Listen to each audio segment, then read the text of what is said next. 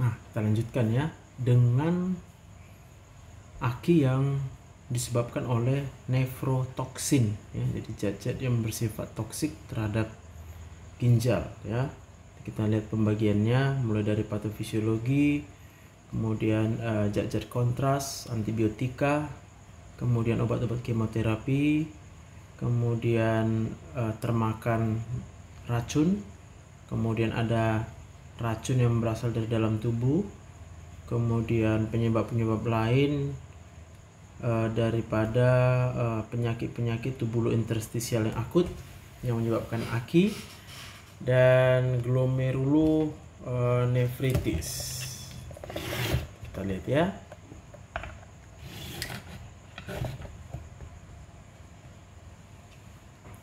Ya. Jadi,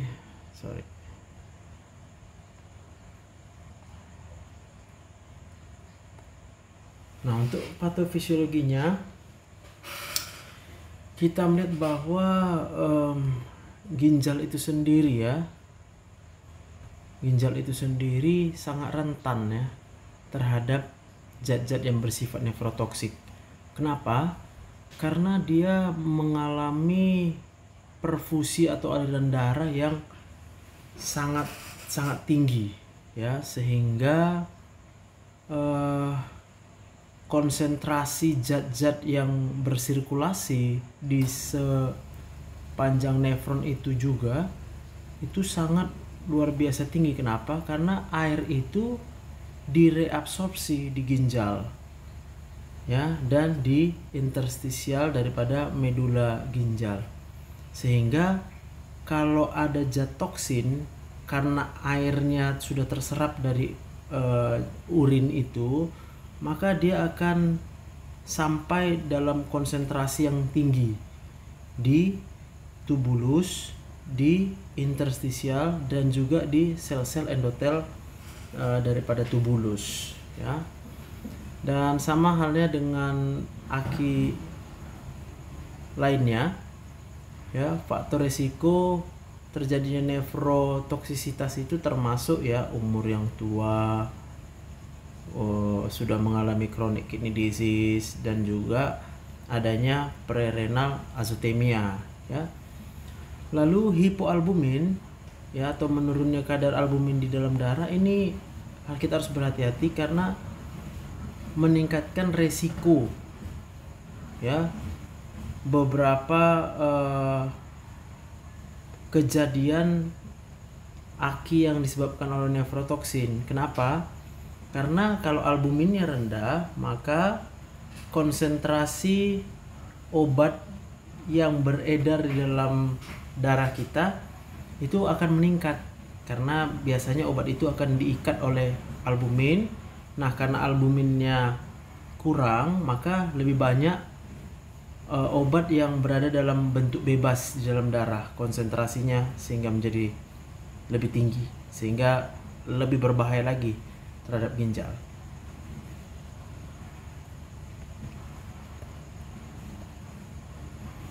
Nah, kita teruskan dengan pemakaian zat kontras ya.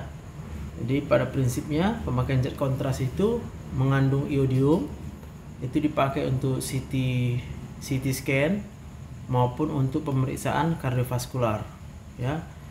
Jadi perlu diingat bahwa risiko terjadi aki ini masih aman ya bila pasiennya dengan fungsi ginjal yang normal, tetapi resikonya akan meningkat menjadi aki bila pasiennya sudah mengalami CKD, khususnya pasien-pasien dengan nefropati diabetik ya. Nah, beberapa gambaran klinis paling sering ya gambaran klinisnya daripada kontras nefropati ini, yaitu kita jumpai peningkatan serum kreatinin dalam 24 sampai 48 jam setelah terpapar dengan zat kontras. Lalu mencapai puncaknya dalam 3 sampai 5 hari kadar serum kreatinin. Kemudian dia akan kembali turun dari kadar serum kreatininnya dalam 1 minggu. Nah, pasien-pasien dengan myeloma multiple dan penyakit ginjal ini khususnya yang rentan terhadap zat-zat kontras. Lalu fraksi ekskresi natrium oleh ginjal, yaitu yang ada di dalam urin, dan juga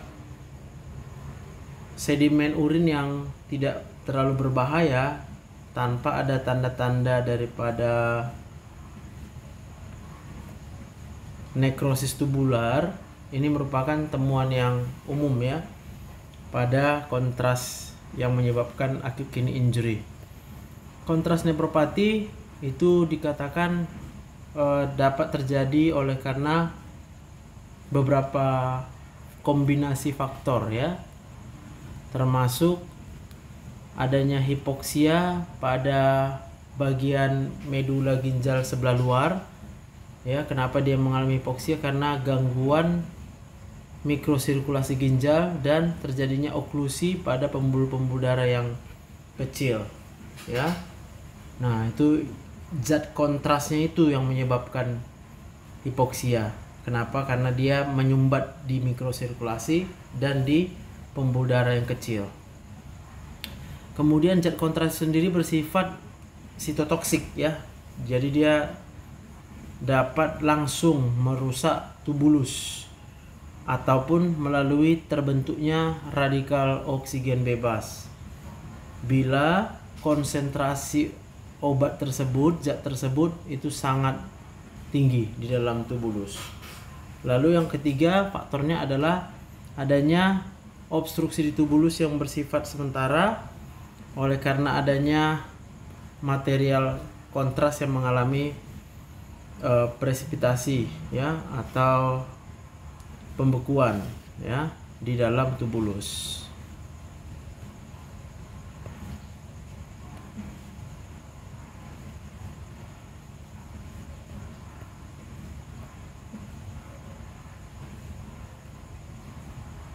Nah, agen diagnostik lain ya, zat-zat lain juga yang bisa menyebabkan AKI, contohnya gadolinium dosis tinggi biasa digunakan untuk pemeriksaan MRI, dan juga larutan sodium fosfat yang biasa digunakan sebagai pencahar. Lalu kita lihat pemakaian antibiotik ya. Nah, antibiotik ini khususnya adalah obat-obat vancomycin dan juga aminoglikosida serta amphotericin B.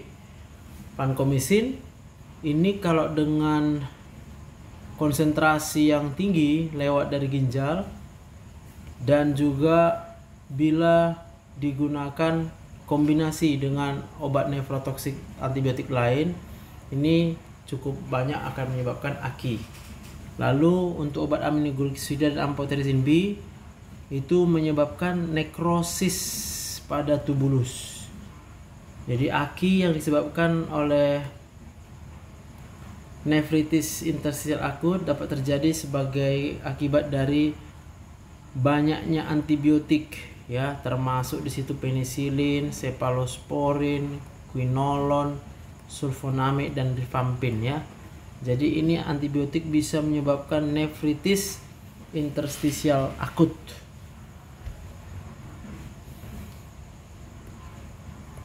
Nah, kita lanjut dengan zat kemoterapi ya. Zat kemoterapi ini contohnya adalah cisplatin, karboplatin. Perlu diingat bahwa ini akan mengalami obat ini terakumulasi di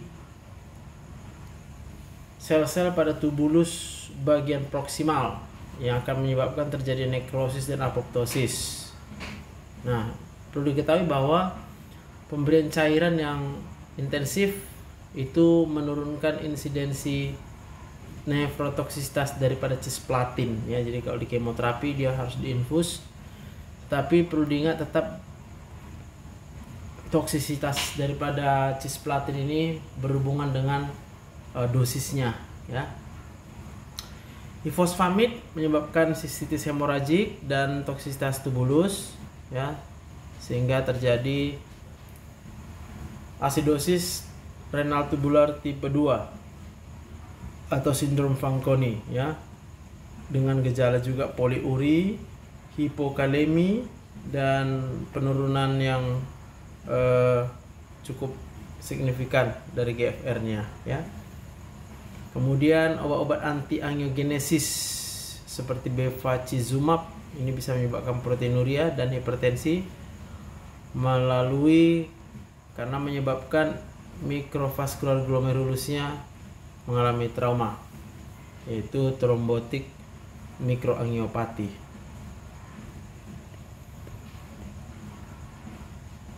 Obat-obat anti neoplasma lainnya seperti mitosin C dan gemcitabine itu bisa menyebabkan trombotik mikroangiopati dengan akibatnya bisa AKI.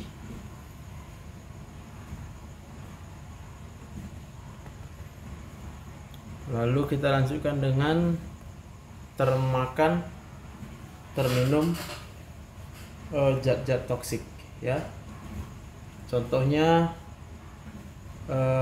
etilen glikol yang ada di pendingin mobil ya.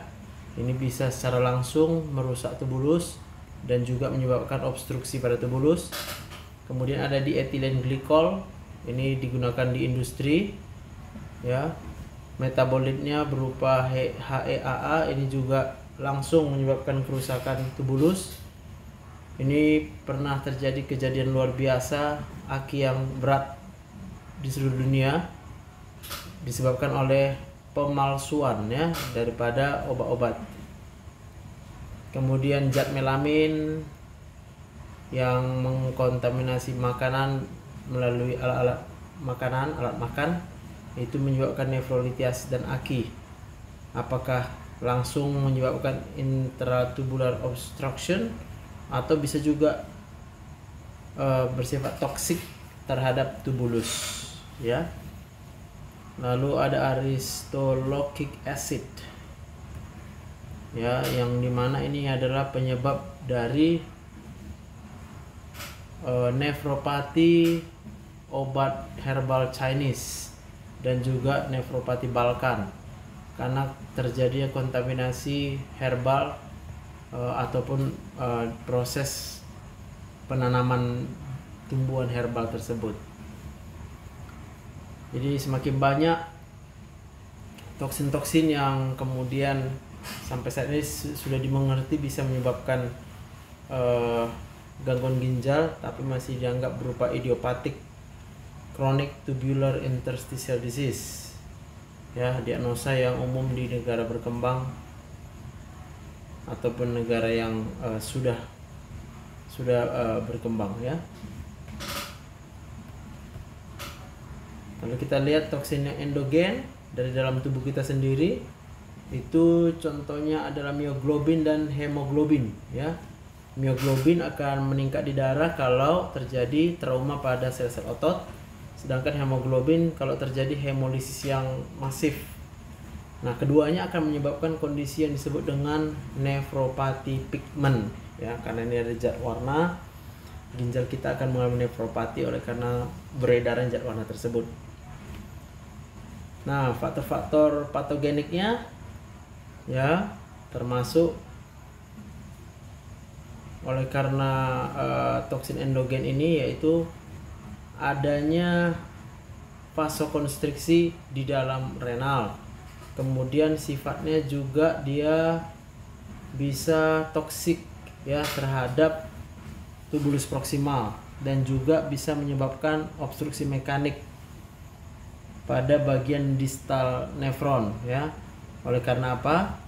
Mioglobin dan hemoglobin tersebut akan mengalami presipitasi, penggumpalan ya, dengan adanya protein Tam-Horsfall, yaitu suatu uromodulin, merupakan protein yang paling sering di dalam urin yang diproduksi pada loop of Henle yang tebal bagian ascending ya. Terus kita lihat ada tumor lysis syndrome yang biasanya terjadi setelah awal-awal ya, pada awal-awal pemberian obat terapi sitotoksik ya, kemoterapi sitotoksik pada pasien-pasien dengan limfoma grade tinggi dan limfoblast leukemia yang akut, di mana terjadi pelepasan asam urat yang masif, biasanya lebih dari 15. Ini akan berakibat pada penggumpalan asam urat di tubulus renal dan bisa menyebabkan acute kidney injury, ya. Lalu kita lihat penyebab lain daripada acute tubulointerstitial disease, ya. Perlu diingat bahwa banyak obat, ya, banyak obat-obat yang dia menimbulkan alergi. Akibat alergi terjadi inflamasi, kemudian eosinofilia di perifer dan juga pada sistem urinary, ya. Kemudian obat-obat proton pump inhibitor dan NSAID juga bisa menyebabkan tubulointerstitial nephritis yang akut, dan infeksi yang berat dengan infiltrasi yang malignan maupun non malignan ini juga bisa menyebabkan acute kidney injury. Lalu kita lihat penyakit-penyakit pada glomerulonefritis, ya, yaitu penyakit yang terkena pada mengenai podosit glomerular pada mesangialnya dan pada sel endotel di glomerulus. Ini akan menyebabkan terganggunya filter, ya, daripada glomerulus dan terganggunya aliran darah di sirkulasi ginjal. Meskipun glomerulonefritis itu tidak terlalu sering, ya, yaitu 5% dari penyebab AKI, tapi lebih baik dia dikenali secara dini karena penyakitnya bisa kita responnya cukup baik bila diobati dengan waktu yang tepat, yaitu dengan obat-obat imunosupresan ataupun melalui plasma exchange, ya, pertukaran plasma. Dan pengobatan ini bisa mengembalikan AKI ke batas yang normal. Lalu kita lihat AKI yang post renal, ya. Jadi untuk mengingatkan sedikit, ada yang pre-renal, kemudian ada yang intrinsik AKI lah, sekarang dia yang post renal, ya. Jadi kelainannya di setelah ginjal, ya. Jadi aliran urin itu bersifatnya satu arah, ya. Dan bila terjadi blokade sumbatannya secara akut, bisa yang sebagian ataupun total, ini akan meningkatkan tekanan hidrostatik retrograde, ya. Jadi tekanan hidrostatik yang tinggi, akibatnya GFR-nya yang akan menurun, ya, karena tekanan dari arah yang berlawanan daripada glomerulus. Jadi obstruksi pada aliran urin ini bisa disebabkan oleh gangguan fungsional maupun gangguan struktur di seluruh bagian ginjal, mulai dari pelvis renal sampai kepada ujung daripada uretra, ya. Kalau kita jumpai pasien dengan aliran urin yang jumlah urin yang normal, ini tidak bisa memastikan bahwa pasiennya tidak mengalami suatu obstruksi yang parsial, ya. Jadi obstruksi yang parsial, jumlah urin bisa saja tetap normal. Karena apa? GFR itu sendiri 2 kali lipat itu lebih tinggi dibandingkan kecepatan pembentukan urin itu. Sehingga kalau kita jumpai volume urin outputnya masih normal, belum tentu, ya, tidak terjadi obstruksi parsial yang post renal.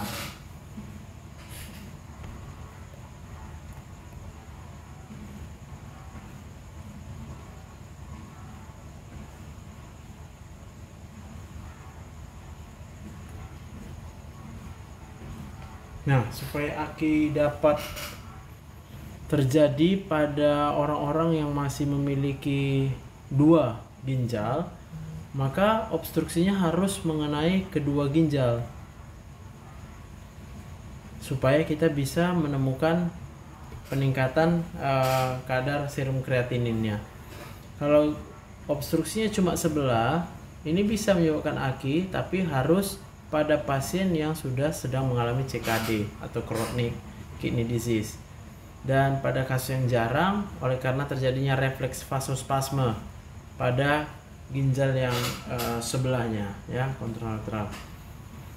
Obstruksi pada leher bladder, penyebab yang paling sering postrenal AKI yang akan mengganggu kedua ginjal, ya. Ini bisa oleh karena penyakit prostat ataupun bladder yang neurogenik ataupun pemberian obat-obatan dengan anticholinergic.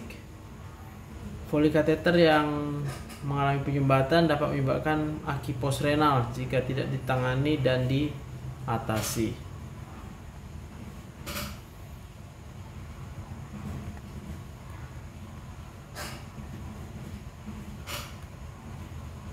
Penyebab lain dari obstruksi saluran bagian bawah adalah sumbatan darah, adanya kalkuli, dan struktur pada uretra.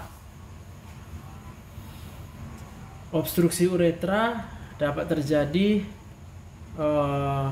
oleh karena obstruksi dari salurannya, intralumennya, misalnya oleh karena batu, bekuan darah, ataupun papila renal yang mengalami terlepas, ya.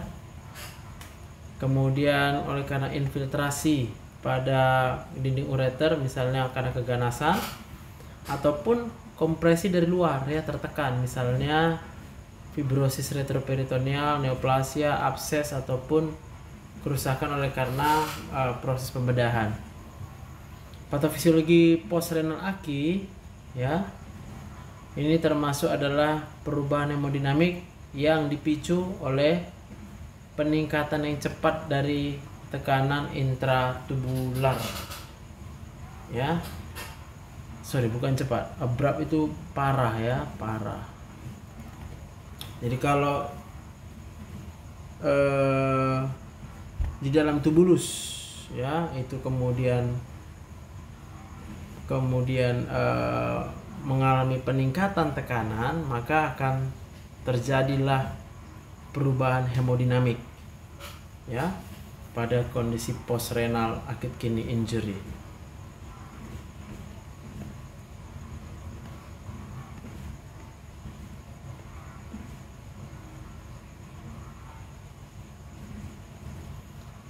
Jadi pada periode awal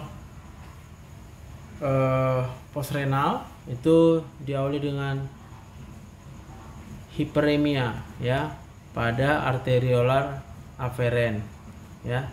Dia mengalami dilatasi supaya banyak darah bisa masuk ke glomerulus. Lalu diikuti vasokonstriksi intrarenal, vasokonstriksi di ginjal oleh karena terbentuk yang angiotensin 2, tromboksin A2, vasopresin, dan penurunan nitrik oxide, ya. Jadi pada tahap-tahap awal masih terjadi kompensasi. Lalu terjadi penurunan fungsi glomerulus disebabkan oleh glomerulinya tidak cukup mendapatkan aliran darah, ya, dan hal ini mungkin akan juga mengubah nilai koefisien dari ultrafiltrasi glomerulus.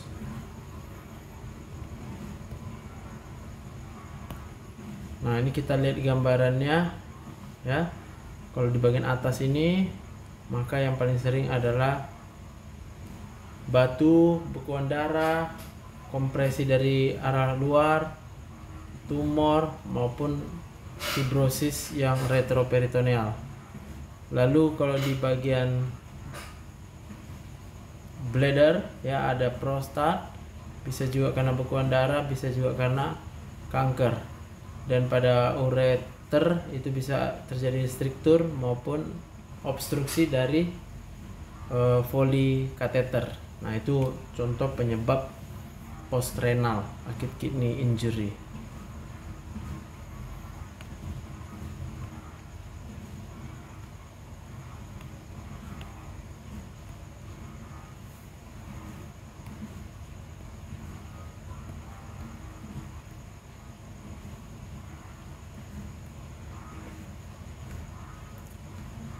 Jadi untuk merefresh ya, kita coba lihat ini pembagiannya ya. Jadi acute kidney injury itu dibagi 3. Pertama prerenal, kedua intrinsik, dan ketiga yang post renal.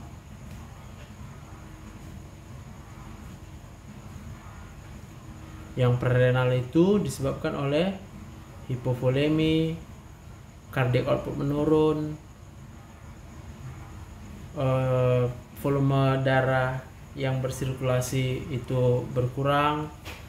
Itu bisa karena gagal jantung atau karena gagal lever. Kemudian terjadinya autoregulasi ginjal yang terganggu, yaitu pada pemberian obat-obatan NSAID, ACE inhibitor, ARB, siklosporin. Untuk intrinsik, maka yang diserangnya ada 3, bisa glomerular, bisa tubulus dan interstisium, dan juga bisa vaskular ginjal. Nah, di vaskular ginjal bisa vaskulitis, malignant hypertension maupun TTP HUS. Ya, untuk di glomerular itu bisa acute glomerulonephritis. Jadi bila kelainannya mengenai tubulus dan interstisium, pasiennya bisa iskemi, bisa sepsis dan infeksi. Dan ini adalah zat-zat nefrotoksin, yaitu zat kontras tadi, aminoglikosida, cisplatin, amphotericin B, proton pump inhibitor, NSAID. Dan untuk secara endogenusnya itu bisa hemolisis, rhabdomyolysis, myeloma, dan intratubular kristal. Untuk yang pada vaskular bisa vaskulitis, bisa malignant hypertension, bisa TTP HUS. Dan yang terakhir untuk yang post renal bisa karena saluran keluar air kemih yang terobstruksi, bisa karena obstruksi pelvo-ureteral yang bilateral, ataupun pada yang unilateral obstruksi dengan ginjal yang hanya tinggal 1 ya.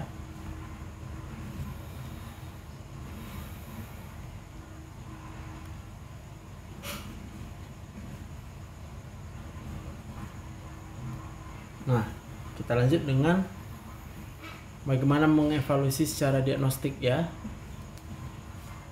Tadi sudah diingatkan bahwa AKI itu merupakan peningkatan serum kreatinin ataupun penurunan daripada urine output ya. Berapa? Paling sedikit 0,3 dibandingkan baseline ya, pengukuran awal, dan dalam 48 jam itu meningkat 0,3 ya dalam 48 jam, atau paling sedikit 50% lebih tinggi dibandingkan nilai baseline normalnya dalam 1 minggu, atau penurunan urine output ya sampai dengan kurang dari 0,5 ml per kilogram berat badan selama lebih dari 6 jam. Beberapa pasien dengan AKI mungkin tidak mengalami kerusakan pada tubular maupun pada glomerularnya. Contohnya disebut prerenal azotemia, sehingga kita harus bisa juga membedakan antara AKI dan CKD ya, dengan diagnosa dan kemudian pengobatan yang tepat ya. Cara membedakannya memang cukup jelas ya, bila kita mengetahui berapa konsentrasi serum kreatinin sebelum dia mengalami gagal ginjal akut, kalau ada datanya. Dan lebih susah kalau kita tidak mempunyai data baseline-nya ya. Jadi pada kasus tersebut maka kita harus melihat petunjuk yang menunjukkan kondisi CKD ya.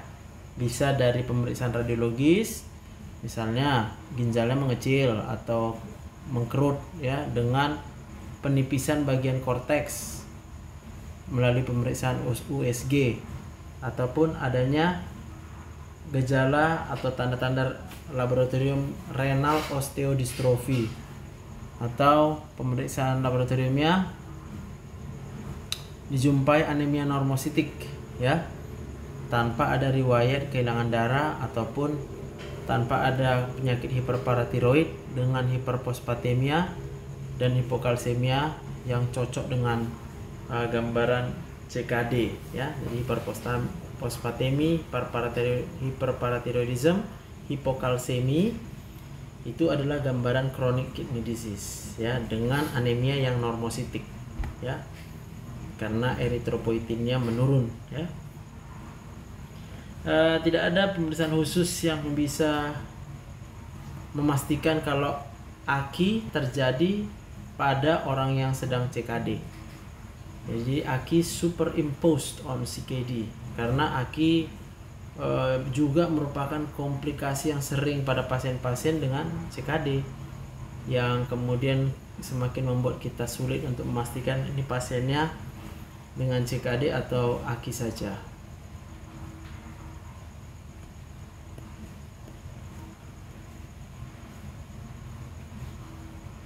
Nah, yang pasti pemeriksaan darah yang serial itu akan menunjukkan peningkatan yang signifikan dari serum kreatinin.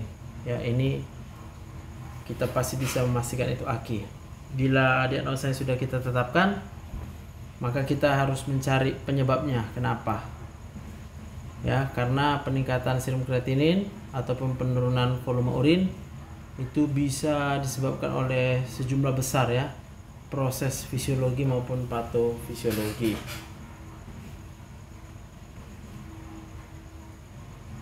Nah, tabel 3041 ini bisa sedikit membantu kita ya untuk melihat kemungkinan-kemungkinan penyebab daripada AKI ya. Ini sebenarnya hanya rangkuman ya. Silakan dibaca. Jadi etiologinya bisa renal azotemia, sepsis associated acute kidney injury, ischemia associated acute kidney injury. Bisa karena nefrotoksin yang endogenus, misalnya rhabdomyolysis, hemolisis, tumor lisis, dan multiple myeloma. Dan juga bisa yang eksogen ya, oleh karena kontras nefropati dan kerusakan pada tubulus ya.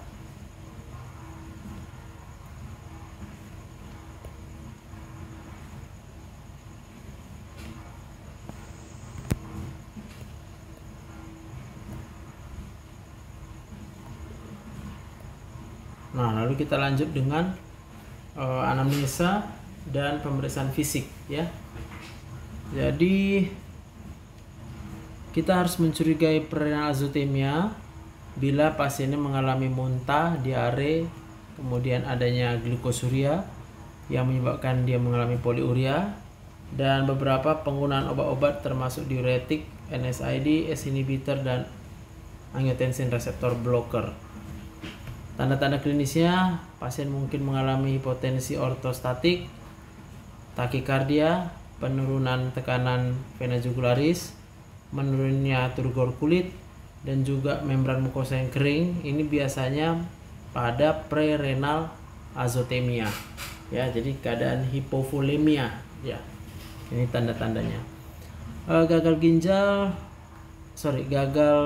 jantung, penyakit liver, dan sindrom nefrotik ini bisa menyebabkan berkurangnya ya aliran darah ke ginjal ya, disertai dengan perubahan hemodinamik yang intrarenal, dan ujung-ujungnya akan menyebabkan penurunan daripada GFR.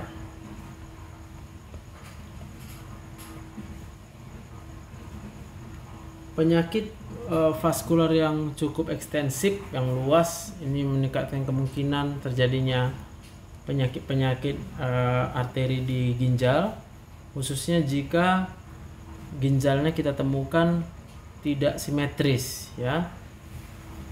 Itu biasanya karena adanya penyakit vaskular di ginjal. Kemudian penyakit-penyakit ateroemboli biasanya disertai dengan levido reticularis dan tanda-tanda lain emboli di kaki ya.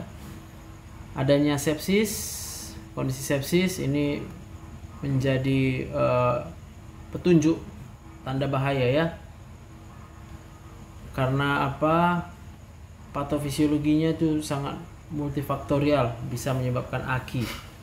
Kemudian riwayat penyakit prostat, neprolitiasis, kemudian keganasan pada pelvis maupun para aorta, ini kemungkinan bisa menyebabkan aki postrenal.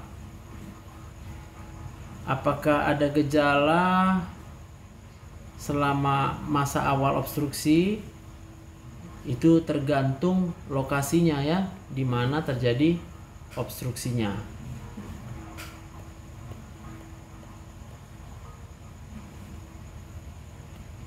Kalau kita menjumpai nyeri kolik ya pada daerah perut, kemudian radiasinya ke selangkangan, ini mungkin menunjukkan adanya obstruksi pada ureter ya. Jadi nyeri abdomen di perut, radiasinya mengarah ke selangkangan, ini mungkin terjadi obstruksi di ureter.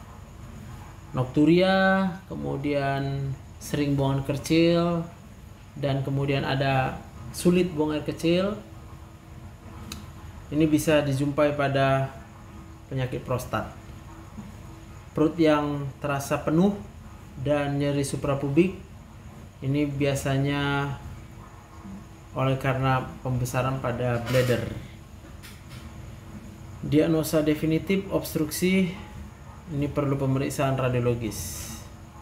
Ya, kita harus mereview juga obat-obat yang dipakai karena bisa menyebabkan aki, dan bukan hanya obat-obat yang bersifat nefrotoksik ya, bisa menyebabkan aki, tapi seluruh obat kita harus mengetahui dosisnya berapa, karena kita harus juga menyesuaikan dosisnya bila terjadi gangguan fungsi ginjal.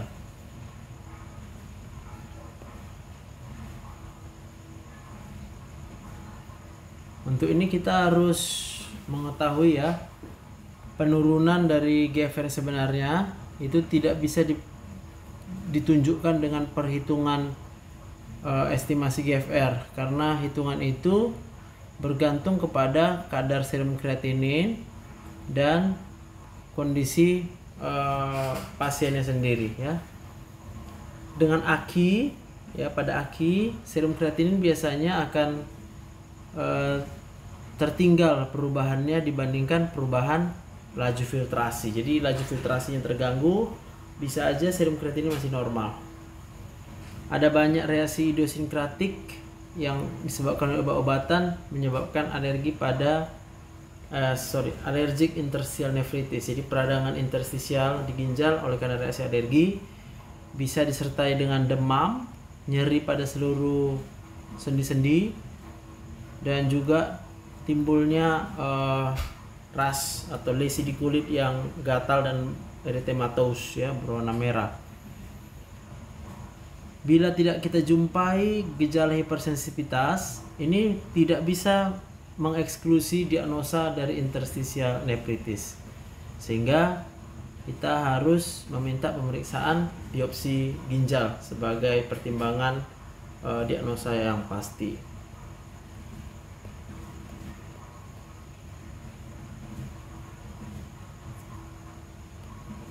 Aki yang disertai dengan purpura yang dapat dipalpasi, perdarahan paru maupun sinusitis. Ya, ini kemungkinan menunjukkan suatu vaskulitis sistemik yang menyebabkan terjadinya glomerulonefritis.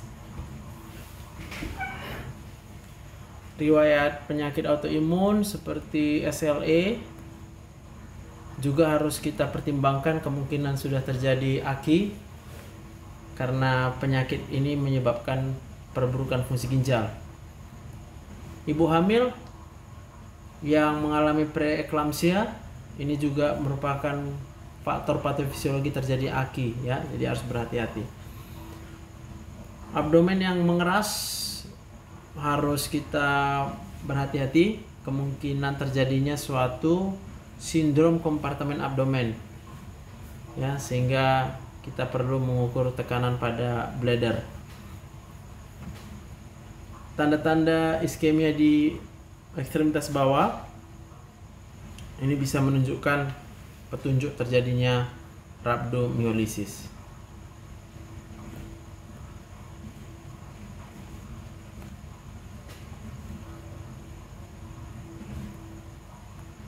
Nah, kita lihat selanjutnya dengan pemeriksaan urin ya. Jadi ini pemeriksaan sederhana, tapi kita bisa melihat sedimennya bagaimana gambarannya pada kondisi acute kidney injury. Ini kita lihat ya, kalau kita jumpai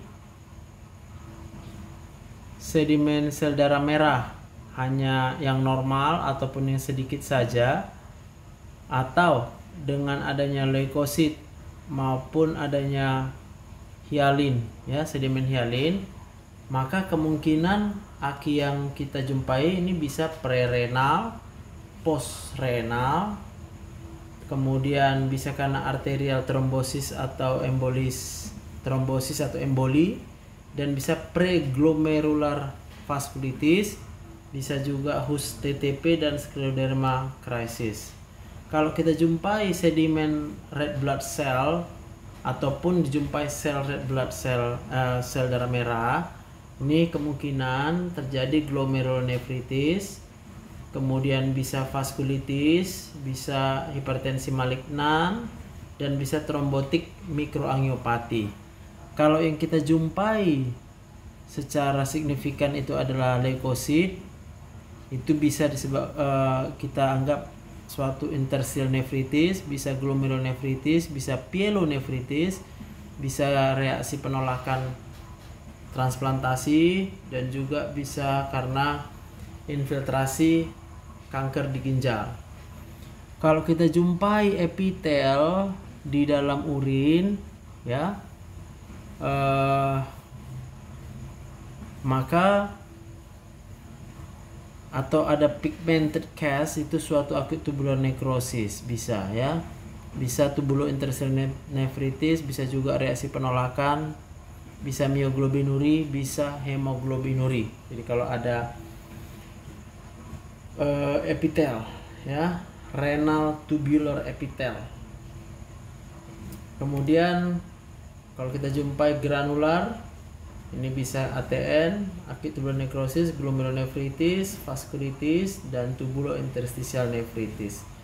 Sedangkan kalau kita jumpai eosinofil ya pada urin, ini biasanya alergi, interstitial nefritis, dan bisa juga penyakit arterioemboli, pyelonefritis bisa, sistitis, glomerulonefritis. Dan kalau kita jumpai kristal, bisa karena asam urat, nefropati, kalsium oksalat, dan juga obat-obatan seperti acyclovir, indinavir, sulfadiazin ya. Jadi ini adalah temuan yang normal, ini yang abnormal. Nah, hasil urin yang normal belum tentu dia tanpa penyakit, bisa karena ada kelainan di prerenal, postrenal ya. Sedangkan kalau dia ada sedimennya, biasa dia intrinsik ya. Ini dia ya, prerenal dan postrenal.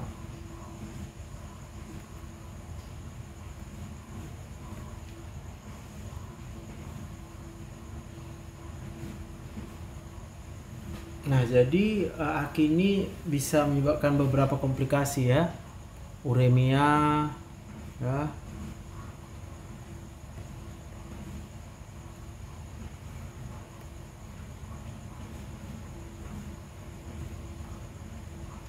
ya, bisa uremia pasiennya, di dalam darahnya terjadi peningkatan ureum, bisa hipervolemia maupun hipovolemia, bisa hiponatremi, bisa hiperkalemi, bisa asidosis, bisa terjadi hiperfosfatemia dan hipokalsemia, bisa mudah mengalami perdarahan, infeksi, komplikasi jantung, kemudian malnutrisi pasiennya ya, sehingga kita perlu mengetahui ya apa yang harus kita lakukan untuk mencegah ya, preventif dan treatmentnya.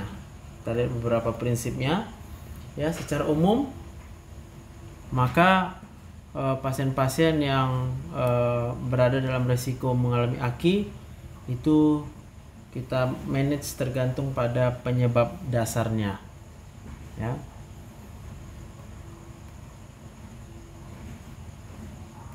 Nah, ini panduan kita, yaitu berdasarkan tabel ini, manajemen daripada acute kidney injury ya. Secara umum yang pasti adalah lakukan resusitasi cairan dan pergunakanlah vasopresor dengan hati-hati. Tujuannya apa? Untuk menjaga hemodinamik di ginjal dan di sistemiknya. Yang kedua, hindari agen atau obat-obatan yang bersifat nefrotoksik, ya. Contohnya ACE inhibitor, ya, ARB, NSAID, aminoglikosida, tadi ada amphotericin B jika memungkinkan, ya. Lalu kita mungkin perlu dimulai terapi pengganti ginjal. Contohnya adalah cuci darah itu, ya, bila ada indikasi. Untuk beberapa masalah yang spesifik, ya, untuk yang nefrotoksin, contohnya bila terjadi rhabdomyolysis, maka kita perlu pemberian cairan intravena yang agresif dan kita lakukan diuresis paksa alkalin, ya, untuk mengencerkan konsentrasi daripada mioglobin yang ada di dalam darah.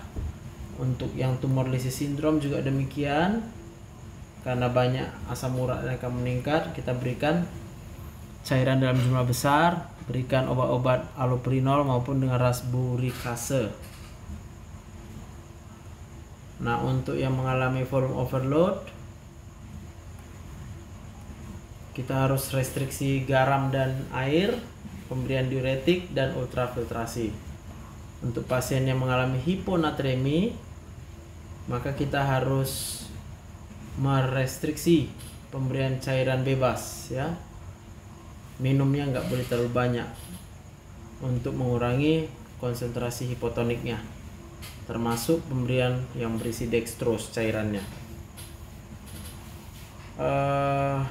Salin hipertonik biasanya sih jarang ya diperlukan pada kondisi acute kidney injury. Antagonis vasopressin juga tidak diperlukan. Dalam kondisi hiperkalemi, maka kita harus berhati-hati dengan diet yang mengandung kalium dan hentikan obat-obat diuretik yang menghemat kalium, hentikan ACE inhibitor, hentikan ARB dan NSAIDs pada keadaan hiperkalemi. Diuretik loop kita berikan untuk meningkatkan ekskresi kaliumnya, ya. Kemudian kita berikan obat yang akan mengikat kalium, sodium polistiren sulfonat. Bisa juga kita berikan insulin, ya. Insulin 10 unit dan 50 cc dextrose 50%. Itu rumusnya. 10 unit insulin plus 50 cc dextrose 50%. Ya, untuk apa? Kita akan membuat kaliumnya masuk ke dalam intrasel. Beta agonis inhalasi juga bisa, sehingga kalium bisa masuk ke dalam intrasel, ya. Beta agonis. Kalsium glukonat maupun kalsium klorida 1 gram untuk menstabilisasi, tujuannya stabilisasi miokardium dalam keadaan hiperkalemia. Kalau dijumpai kondisi metabolic acidosis, maka pertimbangkan pemberian bikarbonat bila pH kurang dari 7,2 dan jaga kadar bikarbonat lebih dari 15 mmol. Atau pemberian basa lainnya, ya. Atau kita pertimbangkan cuci darah.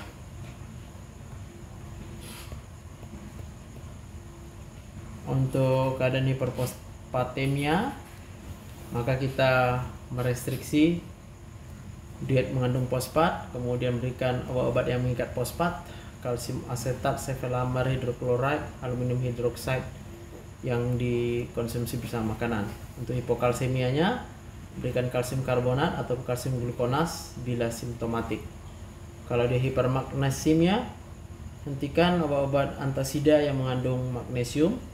Kalau di hiperurisemia, pengobatan akut biasanya tidak diperlukan kecuali dalam kondisi tumor lysis syndrome tadi seperti di atas, yaitu dengan pemberian cairan intravena yang agresif.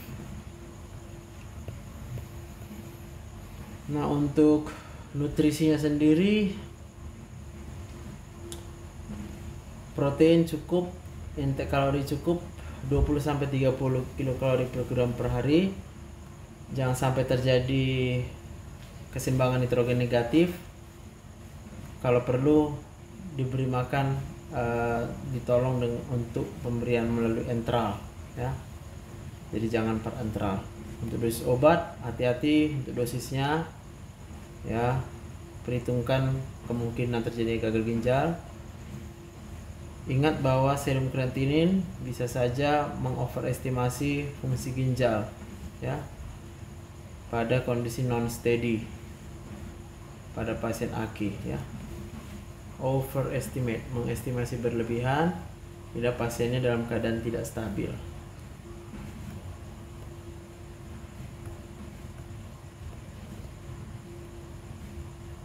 Kalau terjadi azotemia perirenal ya, ini dia dengan pemberian kristaloid ya, cairan. Pada sirosis dan sindrom hepatorenal, hati-hati dengan pemberian cairan. Pada intrinsi aki ya, tadi prinsipnya adalah obat-obat yang memang menyebabkan kerusakan pada ginjal harus berhati-hati. Prinsipnya adalah manajemen cairan, kemudian manajemen elektrolit dan asam basa, mengatasi anemia, dan juga bila diperlukan cuci darah ya, dialisa. Nah, untuk outcome dan prognosisnya ya tergantunglah kepada penyakit dasarnya ya, apa yang dialami oleh pasiennya. Kalau dia hanya karena prerenal azotemia, karena misalnya diare ya, kita kembalikan cairannya ke normal, biasanya fungsi ginjal akan kembali dengan normal juga. Baik, demikian bahan kuliah kita untuk acute kidney injury. Ini sumbernya dari buku Harrison, silakan membaca juga ya, supaya semakin mengerti tentang acute kidney injury. Selamat belajar dan sampai berjumpa. Nama saya Dr. Joseph Partogi Sibarani, spesialis penyakit dalam. Shalom.